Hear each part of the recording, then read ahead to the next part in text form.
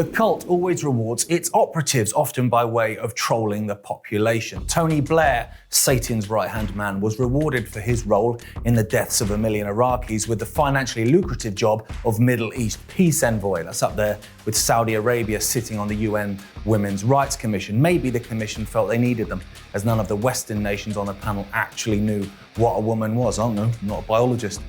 The latest to be rewarded for their role in the never-ending war on humanity is former New Zealand Prime Minister Jacinda Ardern, the WEF young global leader and big better peddler who looks like the only character whose features the spitting image puppet makers wouldn't have had to exaggerate, has been handed a place on the board of trustees of Prince William's Earthshot Prize, an organisation that pushes human-caused climate change and hands 5 people a year an award for the idea of how to combat the invisible bogeyman, normally, of course, at the expense of the poor.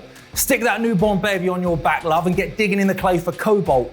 Greta's electric car isn't going to power itself, and should you or your family die in a common occurrence cobalt mine collapse, you can take your last breath in the knowledge that your sacrifice was so the world could be a fairer, more inclusive place. After all, climate change causes inequality, don't you know?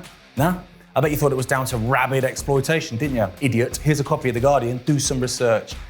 Now, I don't know how much Ardern will get paid to private jet around the world, handing out medals and telling people to turn their heating down, but my betting's it's not a bad little earner. And all the while, these evil entities are rewarded for their loyalty to the dark. Schwab, the real heroes, you know, the ones that actually stood up to these demons, are punished. Our friends, Billy and Vinny Eastwood, have been sentenced to 4 months in prison for peacefully protesting against Jacinda's tyrannical mandates. Vinny just had his first child a couple of months ago and will now miss those vital months of bonding because a fascist regime can't bear to be challenged. If the people can't protest against the actions of the government that's elected to serve the people, not the other way round, without landing themselves in jail, what kind of nation is that? It's not a free one. And it's not a powerful one either, not deep down. These actions of lashing out don't come from a position of strength, they come from a position of fear. The fear that others will follow suit and the whole house of cards comes tumbling down. They make examples of people like Billy, Vinny, and many others to deter and delay the inevitable, the day when good triumphs over evil. And by the way, when that happens, the beers are on Tony and Jacinda. I would imagine in your case, you know, you look like a perfectly healthy lady. You've had 3 heart attacks. That's not normal. They must want to know the reasons behind it so that they can, you know, maybe provide some treatment going forward. Well, you would think so, wouldn't you? I mean, the first one that I had in Gibraltar, I was taken immediately into surgery to have 2 stents. And then when I came out of surgery, there was a retired nurse looking after me because they send you over to Spain to get your stents in Gibraltar. So I had a retired staff nurse in the ambulance coming back with me, and she literally said to me, "You do know the reason why you've had this heart attack, don't you?" And I was a bit confused. And she said to me, "Well, it's because the COVID jab attacks the soft tissue around the heart." So I just kind of, you know, had a really bad heart attack and come out of surgery. So I was pretty confused, and it kind of went over my head. But then after I had a couple of other appointments, I had an ultrasound appointment to check my liver. And the specialist, he also said to me, "You do know why this has happened to you, don't you? Because you're far too young and fit to be having heart attacks." He said, "It's the COVID jab." So I literally had specialists saying it to me with my first heart attack. So I think at the beginning of COVID and everybody getting really ill, I think the doctors were expressing their feelings on it. But I think as time went on, everybody clammed up. And nobody was willing to even talk about it.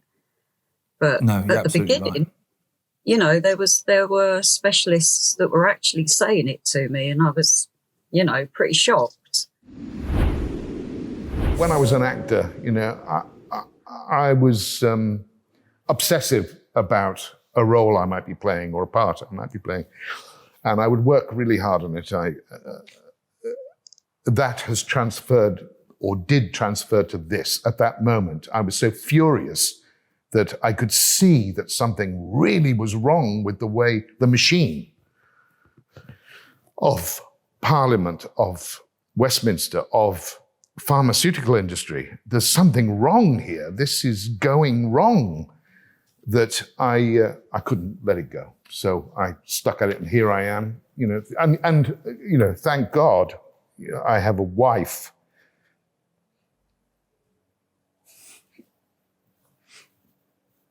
who is 100% supportive. That's great.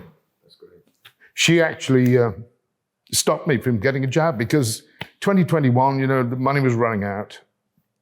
Agents were sending forms around. Some agents were sending forms around to actors saying, "What's your vaccination status?"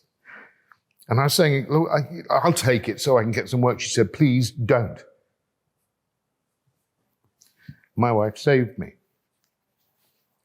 So, but it's been tough for us. What do you think the real mission is of these things? Because they've clearly got protection. So you've got your drag queen story hours, affirming gender dysphoria, destroying women's sports, 200 genders. Most people are against that. Most people can see through the nonsense, yet it's got all the headlines, it's got the microphone. Why do you think that is? Yeah, I've always said that the people within the LGBTQIA++ community that actually support this, they're a very fringe minority. They are a small percentage, but they are at the same time backed by every powerful institution in this country and really in every country that this is happening in. They're protected by police, the media platforms. They push the agenda. The medical industry, even the White House here, the Biden administration with Rachel Levine, they are, so these voices are what's amplified. You don't see people like me with my fiance who sit at home and, are watching movies at night. We don't tend to make the news, gay people like us. I mean, I do now, but you know what I mean? I know what you mean, the majority, but I think that they are desperate to ram this agenda through. And it makes us sick. And we have skin in the game because they're doing this in our name, and it's tolerance and acceptance of LGBT and T people is, drastically plummeting. And it doesn't take a rocket scientist to figure out why. Overwhelmingly in 2023, people don't really care what consenting adults do with their lives. We kind of achieved all of our rights. We fought for it and we achieved it. And, in my opinion, we should have just gone home and continued on living our lives. And that's what I did. I mean, that's what a lot of us did. But these radicals have kind of ruined everything for us by pushing now onto kids. And that's the red line. Yeah. So, of course, people are, it turns out people have a pretty big problem with child sexualization and mutilation, and it's not anti-trans or anti-LGBT to oppose that. It's called being a good person. And the true extremists are the ones that want to do that to children. That's all for this week. Thank you for tuning in. After the trip to the Rock last week, I spent a lot of time defending some of those at the event. The accusations thrown around by unnamed faces on social media, many of them 77th Brigade agents of the state, of course. Accusations of grifter, charlatan, controlled opposition, the usual script. Now, personally, I never feel obliged to defend myself against these types. I don't see the point in giving them my energy. I have enough going on to take up my waking hours and indeed some of my sleeping ones to bother engaging with such characters. But after spending time with the likes of John Bowe, Dr. David Cartland, Matt Hoy and others, I did feel myself getting agitated at some of the things I was reading. These people have lost everything to speak out and try and help people, I found myself typing, and then it dawned on me. They haven't lost everything at all.